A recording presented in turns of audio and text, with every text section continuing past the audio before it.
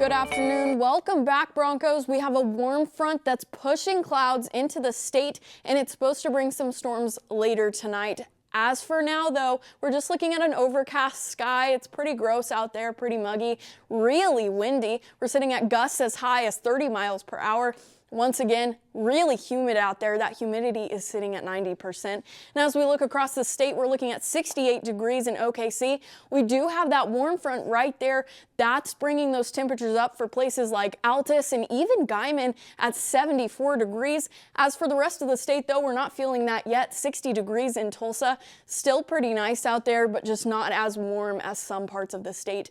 As we go into tonight, that's when those thunderstorm chances really go up. We're going to be looking at a 100% chance of precipitation, 51 degrees. Those winds are going to be light until that storm moves in. That storm's going to have a lot of winds packing with it. And this is what is causing our storms right there. We're going to have a cold front interacting with that warm front right there, moving into our state. That's going to bring a line of storms. And as we look at that severe potential, we're sitting on the line of enhanced and slight in Edmond. So we have that slight chance of severe weather out there. And as we look at that more intensely, we're looking at moderate chances for tornadoes, moderate chances for hail, and moderate chances for wind. We could see winds as high as 80 miles per hour. We could see hail as big as golf ball sized.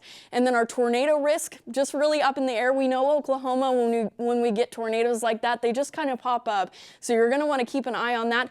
As for the timeline, it's going to be hard to keep an eye on the weather because you're probably going to be asleep. The main part of that storm, when that moves in, is going to be at 2 a.m. Other than that, at 12 a.m., it starts to move in. You're going to start to hear thunder. You're going to start to see lightning out there at that time.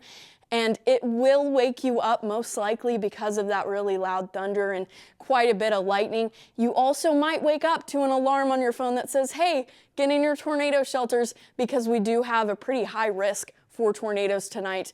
As we look at our daily forecast tomorrow, once all those storms passed, we're still going to have some lingering storms. So we have a 30% chance pretty much all day. You could see some sprinkles, some light rain. It's going to be pretty cloudy tomorrow, similar to how it was today, how we kind of had an overcast. That's what tomorrow's going to be. We're going to reach 61 degrees though, so it's going to be pretty nice out there. But once again, those winds are going to be coming in at 40 miles per hour.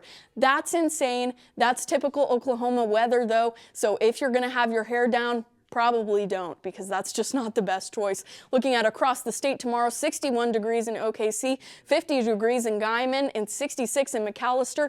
It's going to drop quite a bit because of those super high winds coming from the north. And as we look at those 7-day forecasts, Tuesday we're looking at a fire risk because of the super high winds we're going to see tomorrow. And then we're looking at chances of rain even into Tuesday night, about a 20% chance because of those lingering storms behind this cold front. As we look at the rest of the days, though, we're mainly going to be sunny. Those temperatures are going to go back up into the weekend. It's going to start to feel better. As for tonight, though, Jeremy, Zach, I know that we're supposed to see some severe weather. Do you have any precautions in place for if a tornado warning goes off? Well, Gwyneth, I'm pretty fortunate. I live in this high-rise that has this huge concrete building for all of us. So, I mean, I think that's a great way to stay safe. What about you, Gwyneth? Well, I live on one of the campus dorms, so we do have some assigned safety places to go. We just go to our basement personally, but Zach? At my house, I have a walk-in storm shelter that I always take safety in. Thank you, Gwyneth.